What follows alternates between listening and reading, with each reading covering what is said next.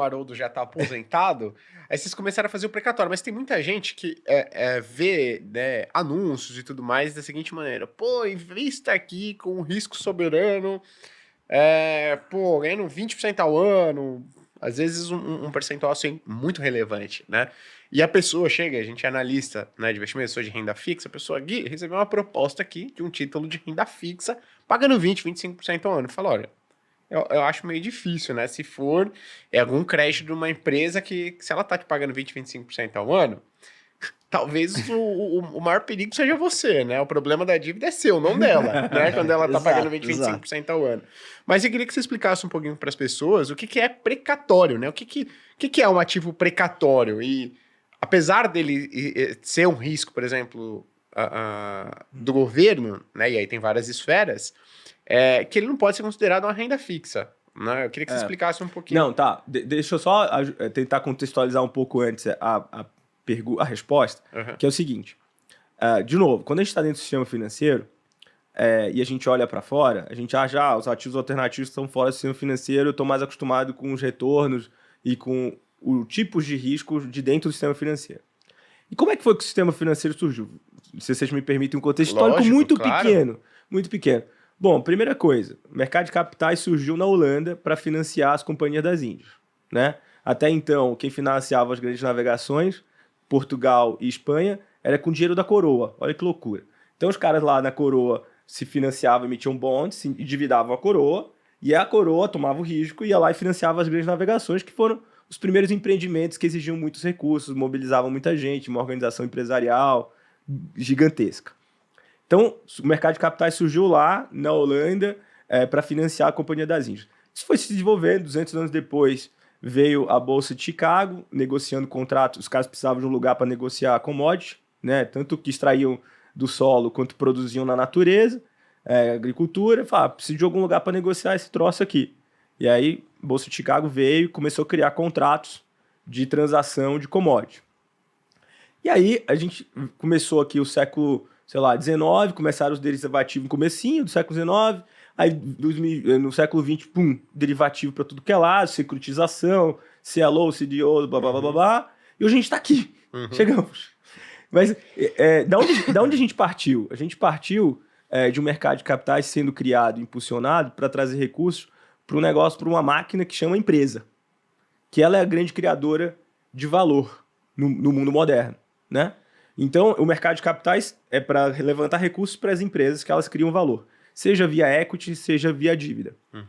Só que hoje a gente começa a perceber que existem ativos que não são empresas, que também geram valor, que são ativos diferentes da empresa, que são outros tipos de máquinas, ou que são ativos mais parecidos com commodities, né? Então, por exemplo, a gente tem lá um catálogo de música. Ele parece muito mais como um commodity, que está gerando um fluxo de caixa, do que como uma máquina empresarial. Agora você olha um imóvel, parece mais como uma máquina empresarial do que como uma empresa, né? E aí você olha, poxa, mas peraí, deixa eu pensar aqui. Quantos tipos de riscos uma empresa possui? Risco de dar problema ambiental, risco de dar problema no mercado, risco de dar problema... O número de riscos de uma empresa, o número, é muito maior do que o número de riscos normalmente de um imóvel, que está lá um imóvel paradinho, né? Qual é o número de risco? É muito menor. Então, existe esse problema. A gente partiu trazendo dinheiro para uma máquina que chama empresa, que é a grande geradora de valor. Tem toda razão. Só que hoje existem outros geradores de valor. Só que, tem um detalhe, no desenvolvimento desse mercado de capitais, muitos problemas aconteceram.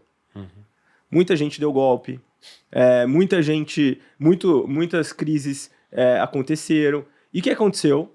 A regulação estatal foi criando muitos mecanismos de mitigar ou diminuir esses riscos de golpe, esses riscos sistêmicos de crise.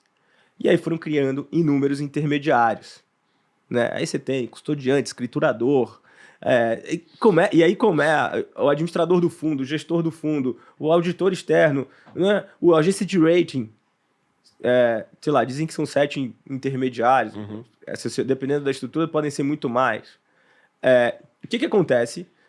Aquela máquina geradora de valor, na hora que ela emite um título para captar um dinheiro, acaba que esse título hoje, por obrigações regulatórias, precisam passar por muitos intermediários e esses intermediários vão extraindo um pouco desse valor. Cada um morde um pedacinho. E aí, quando chega lá no último investidor, você tem retornos mais modestos. Tudo bem, tá tudo certo. Né? Foi como a gente chegou até aqui. E aí, quando a gente começa com ativo alternativo, que a gente pode até estruturar esse ativo alternativo numa estrutura mais tradicional, e aí aquilo vai gerar todos os custos que talvez vá dar menos retorno para o investidor na ponta.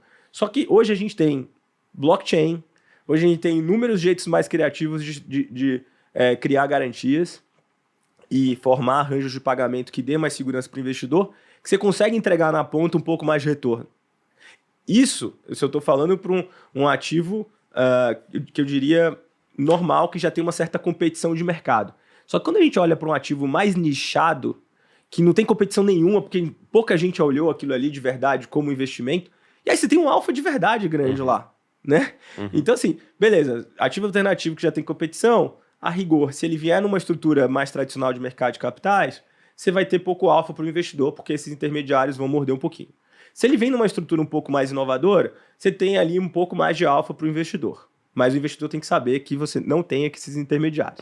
Agora, existem ativos alternativos que são de nicho, ou porque são pequenos, ou porque ninguém olhou direito para isso, etc., que tem alfa realmente para extrair dali. Então, tem que olhar, tem que ver o caso a caso. Pode ser mais arriscado, pode não ser, pode ser golpe, pode não ser, tem que olhar, tem que olhar. Agora, o precatório é um pouco isso, assim, é um ativo que já existe uma competição absurda, que a gente levava esse precatório como token e simplesmente colocava no token o direito de propriedade do precatório e vendia esse token para o investidor. Não tem muito mistério, o precatório já está na fila de pagamento, ele vai ser pago, não tem nada que eu possa fazer para antecipar, nem o investidor, nem ninguém, e o investidor vai receber. Nessa estrutura, quase não tem intermediário mordendo nada aí. Então, o investidor consegue ter um pouco mais de retorno, né? Agora, olhando para outros mercados mais específicos, você consegue ter um alfa muito maior, né? Mas respondendo a pergunta, o precatório é uma ordem de pagamento de crédito que alguém tinha contra um poder público, um ente público qualquer, seja um estado, um município, a União, uma autarquia, e aí que quando esse ente perde judicialmente um processo, ele precisa pagar e vai pagar via precatório. Não sei se eu ajudei a desmistificar. Não, ajudou, um pouco. pô, legal. Qual que é o que eu ia te perguntar aqui? Biel, só uma coisa. Desliga o ar aqui, por favor, que tá um gelo. Frio, Eu tava mandando mensagem pra ele aqui, falando, abaixa o ar aqui. Ele foi e colocou mais gelado, não é possível, cara. Desliga esse ar, meu amigo, tô congelando aqui. Boa, desculpa então, tava escrevendo aqui, dando uma mensagem pra ele aqui. Peguei uns dados legais depois também pra levantar.